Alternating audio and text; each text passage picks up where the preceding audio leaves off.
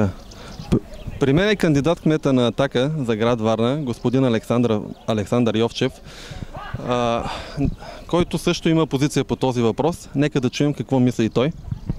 Основно позицията ми като човек е, че заставам плътно зад протестиращите и зад двата народа. Надявам се наистина румънския народ и румънското правителство да вземат възможно най-доброто решение, за да не тровим подземните води, които са така жизненно важни за нашата планета. Като кандидат за кмет на община Варна мога да кажа твърдо, че бих наложил веднага мораториум върху проучването и добива не само чрез метода фракинг, а чрез всички останали методи за шистов газ.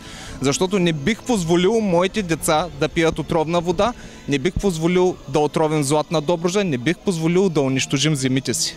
Това е категорична позиция и не бих се отклонил от нея никога. Все пак Атака първа започна войната срещу шистовия газ и Шеврон. Доведахме позицията до някаква степен. Няма да позволим това нещо да се възстанови и този ужас да се стовари върху България отново.